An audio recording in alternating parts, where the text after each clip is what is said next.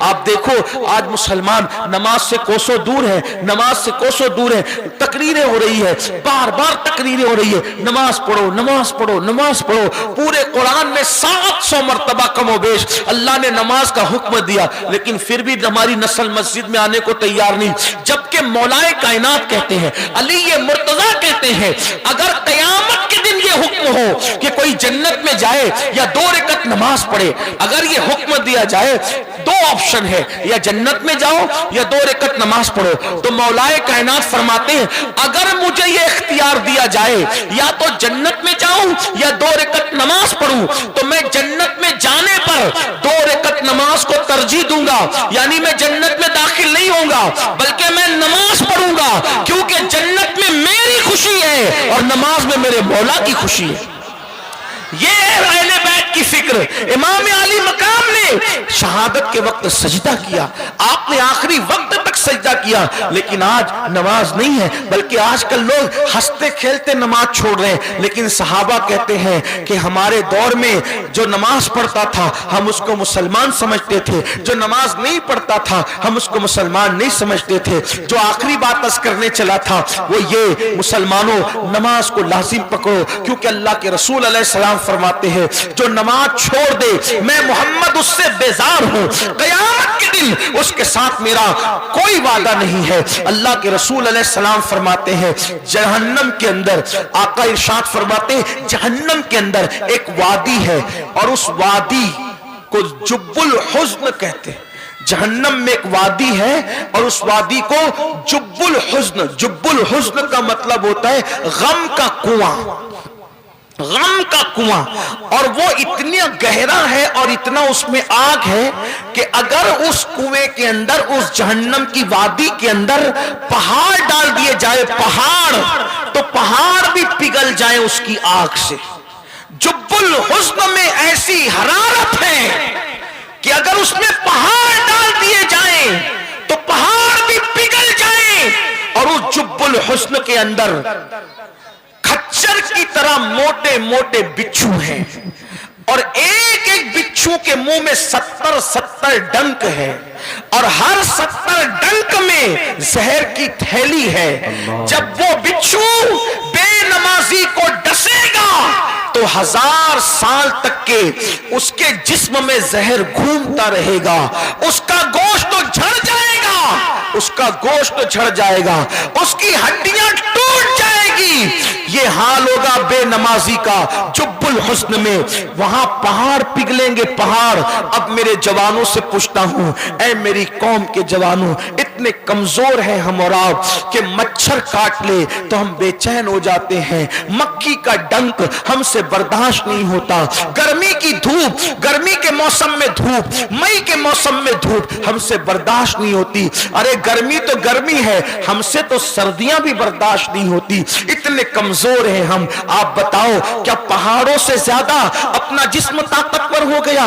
کیا پہاڑوں سے زیادہ اپنے جسم میں قوت آ گئی؟ کیا پہاڑوں سے زیادہ اپنے جسم میں طاقت آ گئی؟ ارے اپنے سچے رسول نے فرمایا کہ جس جہنم میں پہاڑ پگھل جائیں گے اس جہنم کے اندر بے نمازیوں کو ڈالا جائے گا۔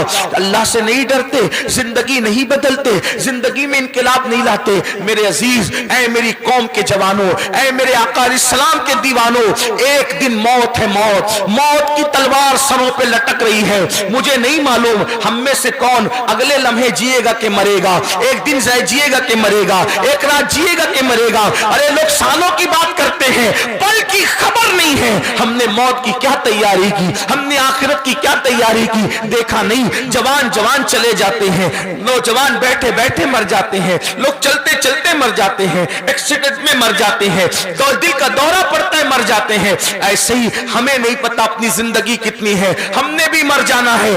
اس دنیا میں رہنے کے لیے کوئی نہیں آیا۔ 100 سال 200 سال 500 سال 700 سال 1000 سال جینے والے لوگ بھی مر گئے، ہم بھی مر جائیں گے۔ مگر یاد رکھنا یہ دنیا آوارگی یاشی کے لیے نہیں، یہ دنیا عیش و عشرت کے لیے نہیں، یہ دنیا کھانے کمانے کے لیے صرف نہیں، یہ دنیا اپنی طبیعت میں زندگی گزارنے کے لیے نہیں، بلکہ یہ دنیا آخرت کی کھیتی ہے۔ الدنیا مزرعۃ الآخرہ، دنیا آخرت کی کھیتی ہے، اس میں جو بو گے وہاں وہی वही काटोगे, यहाँ ज़िना के अड्डों को आबाद करोगे तो वहां वही भुगतना पड़ेगा, यहाँ शराब के अड्डों को आबाद करोगे वहां वही भुगतना पड़ेगा, अल्लाह अकबर, यहाँ नमाजों को तर्क करोगे वहां वही भुगतना पड़ेगा।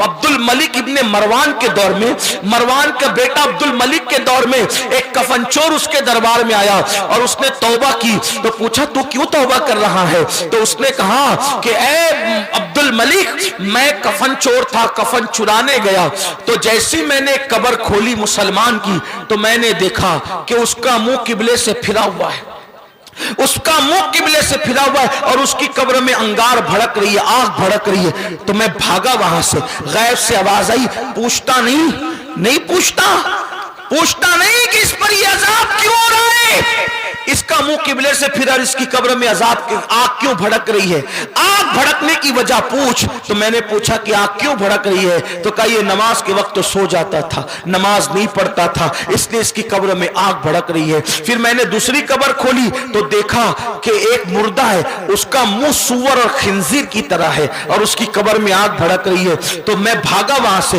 गैब से आवाज आई, पूछता नहीं कि क्यों इसके कब्र में आग भड़क रही हो, ये सूअर की तरह है। तो निदा आई, ये शराब पीता था, नशा करता था, इसलिए कब्र में इसको सूअर बना दिया, खिंजीर बना दिया। याद रखो, दुनिया में खूब मनमानी करो, खूब मौज मौज करो, लेकिन आखिर कब्र है, आखिर मैदान महशर है, आखिर अल्लाह की अदालत है। इतने नादान हो, पुलिस के डंडे से डरते हो, जहन्नम की आग से नहीं डरते, दुनिया की सजा से डरते हो, अल्लाह की सजा से नहीं डरते, कि दुनिया के केसों से डरते हो, अल्लाह की अदालत से नहीं डरते। कितना गिर गया मुसलमान, मुसलमानों की सोच कितनी गिर गई। अगर पुलिस डंडा पकड़ पटक दे तो घर में जाकर दबक कर बैठ जाते हैं, है ना, यही है। और अल्लाह का अजाब पुकार पुकार कर बयान किया जा रहा है, अल्लाह के अजाब की तरफ कोई कान नहीं धरता। कुरान कहता है इन्ना अज़ाब रब्बिका लवाक़ि मा लहू मिन दाफ़ि, तेरे रब का अजाब वाक़ई होकर रहेगा।